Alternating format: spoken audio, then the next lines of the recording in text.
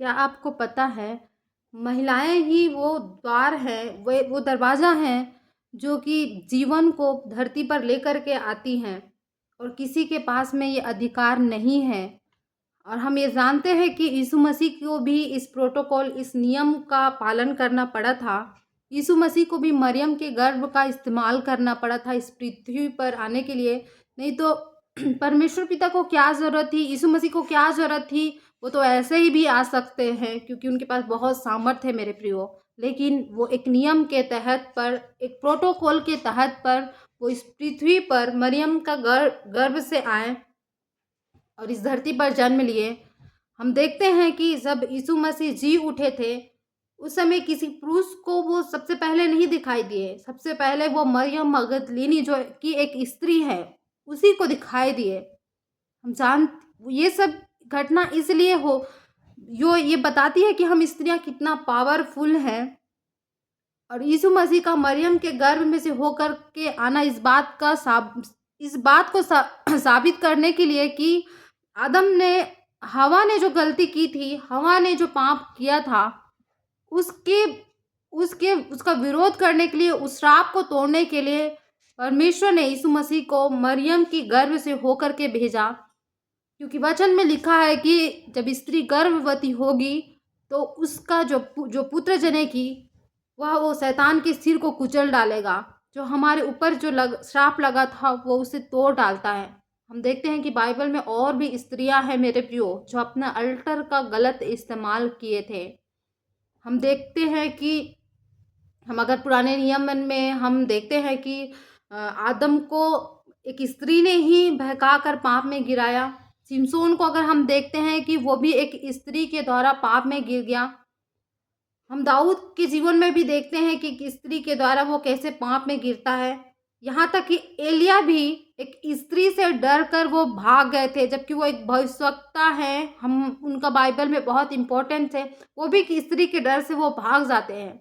ये स्त्रियां भी, इनका वेदी भी बहुत पावरफुल था, लेकिन ये स्त्रियां अपने गलत काम के चलते बाइबल में इनका नाम दिया गया है।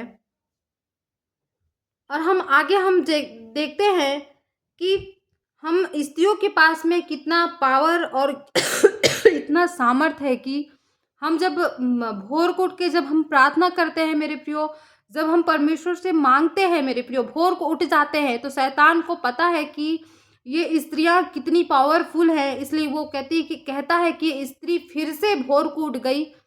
जो कि नीति वचन की पुस्तक 31 अध्याय में ये बताता है कि हम स्त्रियां क्या कर सकती हैं। शैतान को भी स्त्रियों की ताकत के बारे में मालूम है और परमेश्वर को भी स्त्रियों के ताकत के बारे में मालूम है। आज हम बहुत सारी स्त्रियों को, बहुत सारी मसीह लड़कियों को मैं देखती हूँ और सुनती हूँ मेरे प्रियो, जो बाइबल के वचन का कभी वो पुराना नियम को पकड़कर, कभी वो नया नियम की पत्री को पकड़ करके बाइबल के वचनों का क्वेश्चन करते हैं, बाइबल के वचनों का विरोध करते हैं। मेरे प्रियो, बाइबल का वचन ऐसे ही नहीं लिखा गया है। बाइबल का वचन पवित्र आत्मा से प्रेरित होकर परमेश्वर के शब्दों से लिखा गया है। हम जब इस्राएल में जाते हैं तो वहाँ बहुत सारी पुस्तक है जो कि पुराना नियम, पुराने जीवन, पुराने चीज़ों का वर्णन करके, नए चीज़ों का आने वाले फ्यूचर का वर्णन करके वो पुस्तक, बड़ी बड़ी पुस्तकें लिखी गई हैं।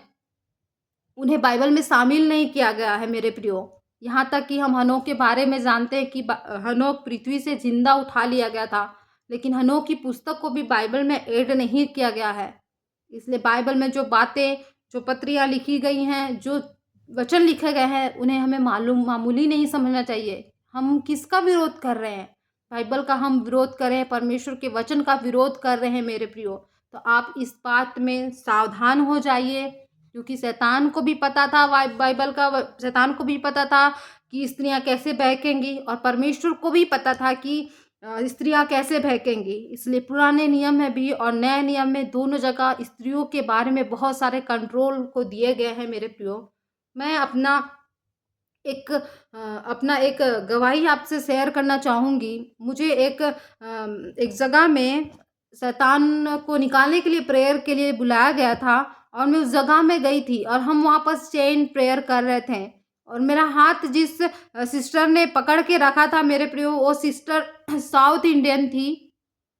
और हम साउथ इंडियंस गर्ल्स के बारे में जानते हैं कि उनको मेकअप से या फिर अपने पहनावे ओढ़ावे से उतना मतलब नहीं रहता। वो कुछ भी पहन लेती हैं और जैसा उनका चेहरा है, जिन जैसा उनका नेचुरल है, वो उन्हीं में ढल जाती है मेरे प्रियो। जो उनकी प्यूरिटी, उनकी बॉडी की प्यूरिटी को बताती है मेरे प्रियो। और मैंने वो जो बहन थी, साउथ इंडियन बहन थी, जब मैंने उसका हाथ को पकड़ा, तब मैंने अपने अंदर में, मेरे अंदर में जो पावर था, उससे भी ज़्यादा पावर उस बहन के हाथ हाथ को पकड़ने के द्वारा उसके अंदर के पावर को मैं महसूस की कि बहन कितनी सामर्थी है, क्योंकि वो अंदर से भी पवित्र है और बाहर से भी मेरे प्रिय वो पवित्र है। इसलिए हमें ज़रूरी है कि हम जितना अंदर से पवित्र हैं, उतना हमें हमारी बॉडी को भी पवित्र करके रखना है। और बाइबल ये बताती है कि हम क्यों अपने बॉडी को व्यभिचार के लिए इस्तेमाल करें, क्यों अपनी बॉडी को व्यभिचार के लिए इस्तेमाल करें, अपने पहनावे ओढ़ाव के द्वारा क्यों किसी को अट्रैक्ट करें मेरे प्रियो। अगर आप बाहर जाके देखोगे आज दुनिया इतना करप्ट हो चुका है कि लेडीज़ को आप देखोगे, लड़कियों को आप देखोगे सड़क पर यूं ही नशे की हालात में, व्यभिचार की हालात में गंदे तरीके से पड़े रहते हैं मेरे प्रियो। अगर मेरा और आपका, हम यीशु मसीह के वचन को जानने वाले लोग, उनका प्रचार करने वाले लोग हैं, अगर हम परमेश्वर के वचन का विरोध करने लगे और परमेश्वर के वचन को फॉलो ना करें मेरे प्रियो, तो गंदी जगह में पड़ी हुई स्त्रियों को कौन संभालेगा? वो कैसे उनके जीवन में छुटकारा आएगा?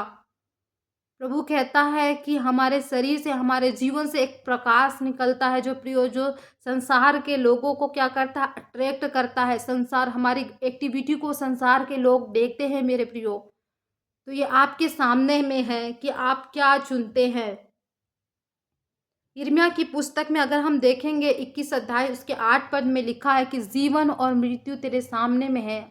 तो आज जीवन और मृत्यु हमारे सामने में है, हमें किस चीज़ को चुनना है। मैं आपसे एक बात और शेयर करूंगी।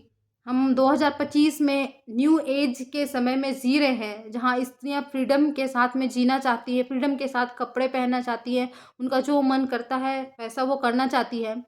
आज हम देखते हैं कि अगर हम किसी व्यापार की जगह में, किसी बड़े-बड़े मॉल में जाएँ, किसी हॉस्पिटल में जाएँ, वहाँ लड़कियों को ऐसा सिखाया जाता है कि तुम अच्छे से मेकअप करके आना, अच्छे से ड्रेसअप करके आना, ताकि हमारे ग्राहक क्या हो जाए? अट्रैक्ट हो जाएँ और वो हमेशा वो आएँ, तुमसे इम्प्रेस हो जाए, ऐसा सिखाया जाता है। आप भी पढ़े लिखे हैं, मैं भी पढ़ी लिखी हूँ। अगर आपके पास पुस्तक है सोशियोलॉजी की, अगर नहीं है तो आप पढ़ने के लिए मँगवा लें।